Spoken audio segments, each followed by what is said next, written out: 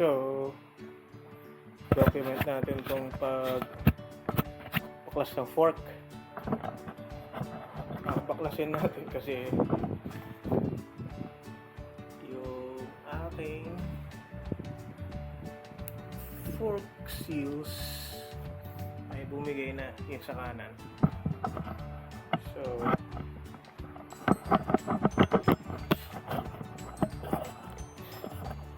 kailangan natin ma-repair. Baklasin muna natin yung fork. So, na-jack ko na para nakaangat yung gulong sa harap. First thing to do, remove the calipers. Let's get some tools.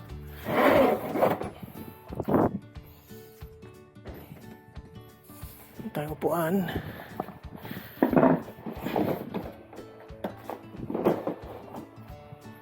So, wala tayong jack.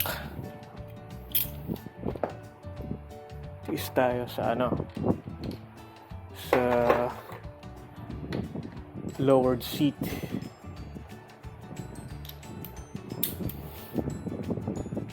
Kuha tayo ng velcro para buhatin yung calipers kasi masama yung nakasabit lang siya.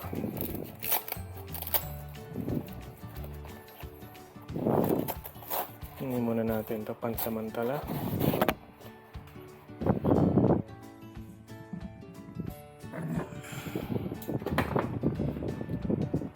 Yan, papawis sila, mamawis.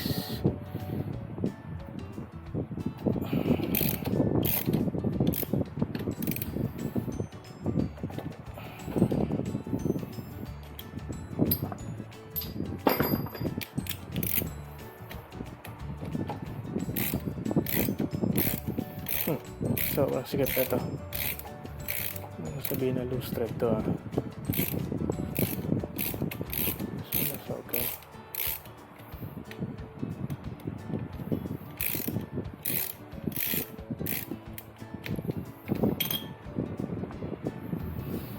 So, kailangan natin magpalit ng brake pads. Okay lang kasi meron akong pads naman na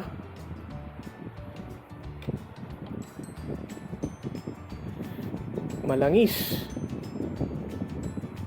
Kasi nga may oil diba? Contaminate itong rotors. Kailangan ko silang linisin lahat. Gloves tayo.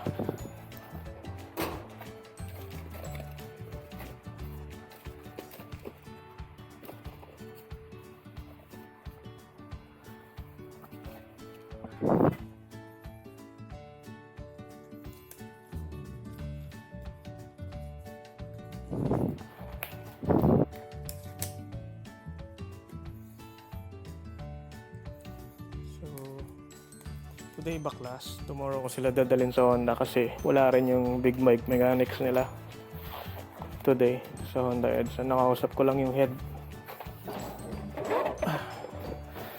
So at least sakto sa timing. Alright, continuation. Nag-gloves lang tayo.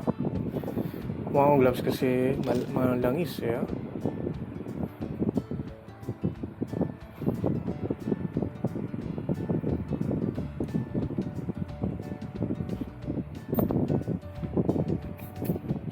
Sabit to.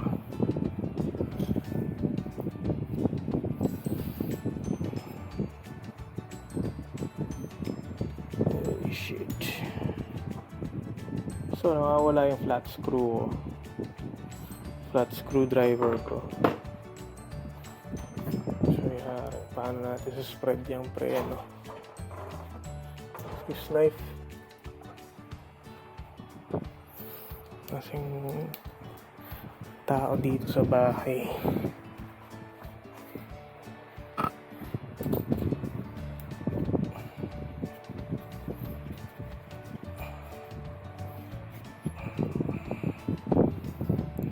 Kailangan ko na linisin ito rin eh. Balik pads, linis yan. Kita mo na sobrang dumi. Pero for the meantime, sabit muna natin siya somewhere dito. ating bars. Kahit siya ay malangis. Oily shit.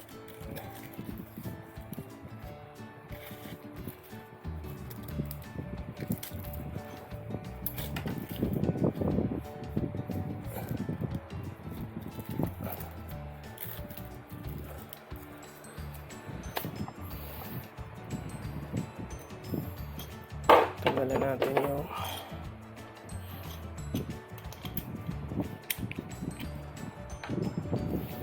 to remove the fender. Ito, 8.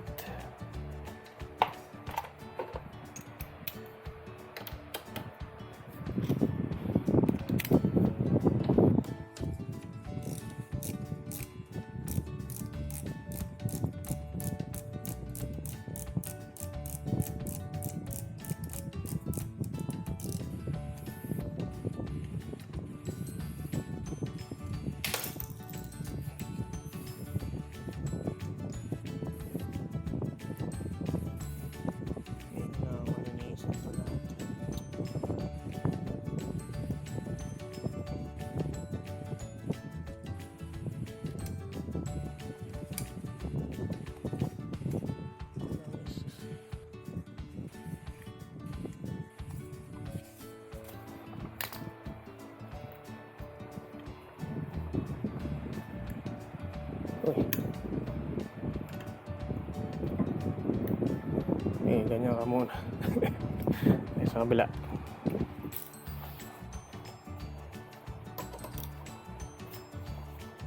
Itong kabila, walang leak. It's clean.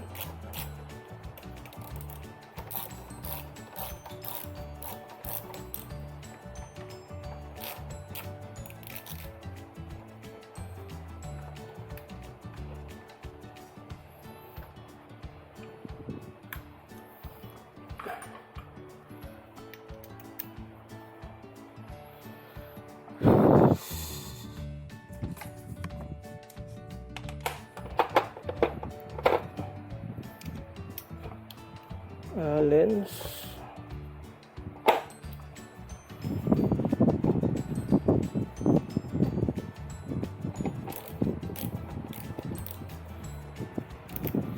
Paunahin ko para tanggalin yung gulong. Kasi medyo masikip tong fender pag inuna ko. Baklasin. Huwagan lang natin.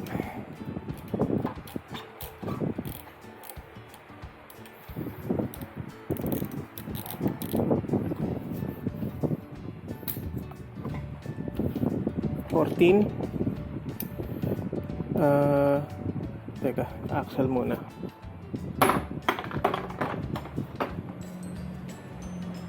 $17 ba na? Ay, 19. Loko yun. Kotse. So, linuluwagan ko muna tong lock nut to eh. Habang nakakapit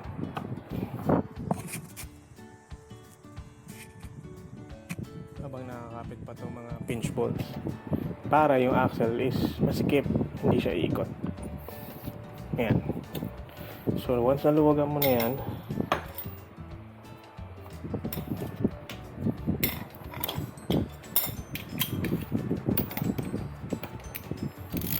ayan, lock lang naman to ng axle eh. So yun yung axle sa loob. So ngayon yung pinch bolt naman.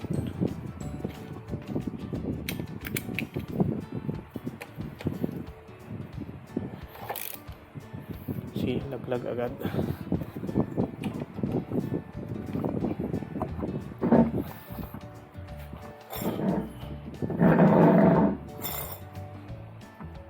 Yeah.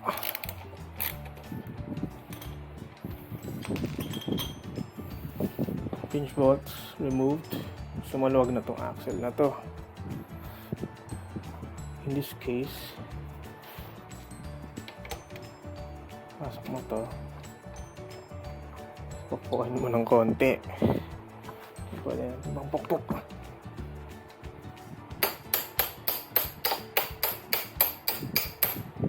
Ayan, para lumabas. Tsaka dapat ano to, maluwag. Baba natin konti. Ayan.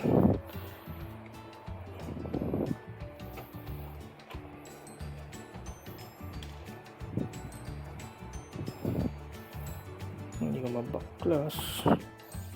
Matulak.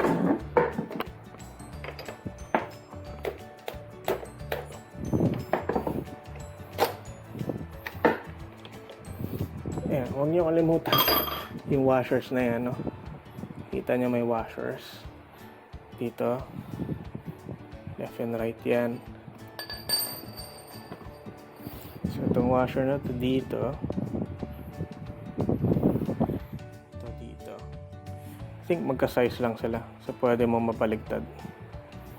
Yep. So both needs to be cleaned. Gulong. Angat na ulit natin yung motor. Konti.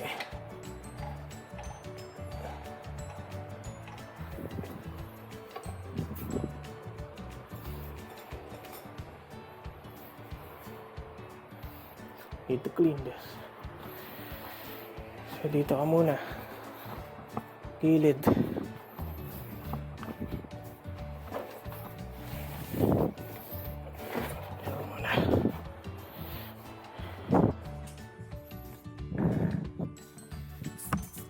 Yung fender, tuluyan ang tanggalin. Bracket to sa ilalim.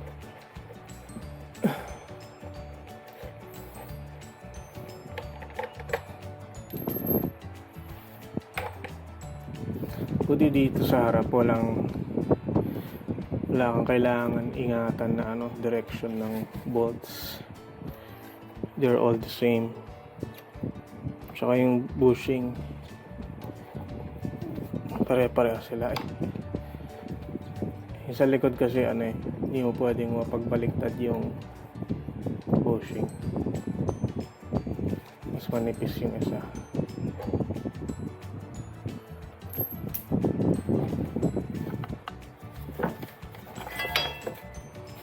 Here's the bracket.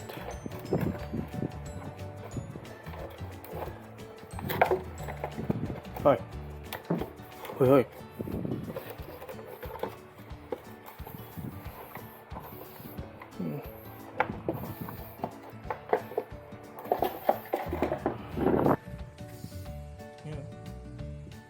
Oil. So a lot needs to be cleaned.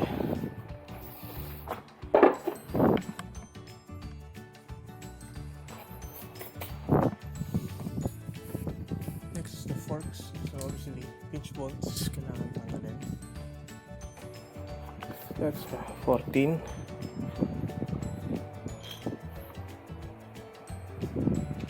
Hindi. Tama, 14 nga. 12 pala yung hawak ko kanina. Mahirap yung sa taas kasi hindi abot ng torque wrench pag sasara mo na. Pa naman kailangan naka-torque to mga to.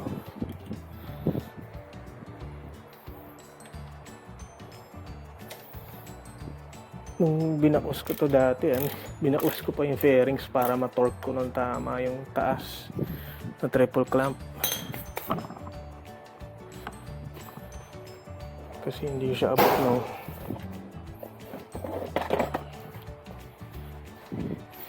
Hindi siya kasya na yung torque wrench, di kasya. Masyadong malaki.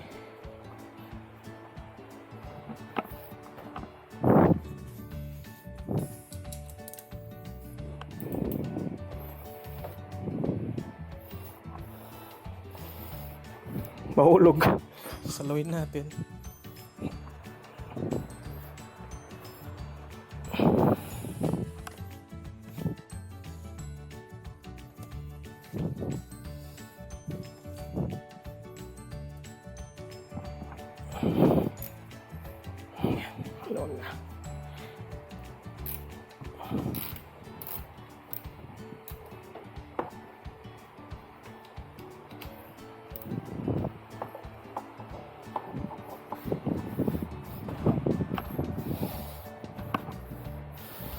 Dapat yung malinis yung muna yung nilo. Tinanggal ko.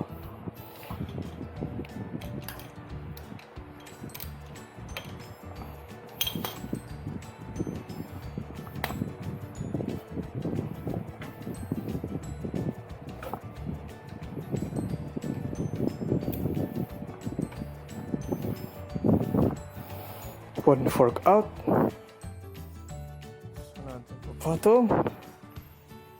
Dito sa gilid-gilid. Linisin pa natin yan.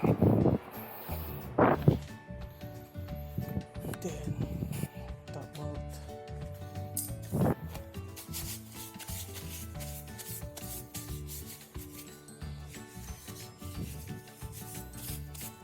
Still recording. Yeah. Top pinch bolt.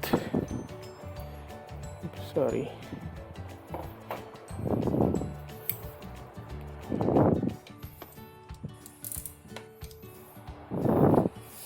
Ito na muna, luwagan natin para madaling salawin. Uy! Ano nga pala, niluwagan ko na yung ilalim. Ikan ka pa.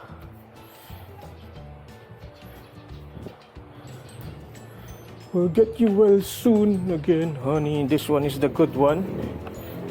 Tanggalin ko both gaiters.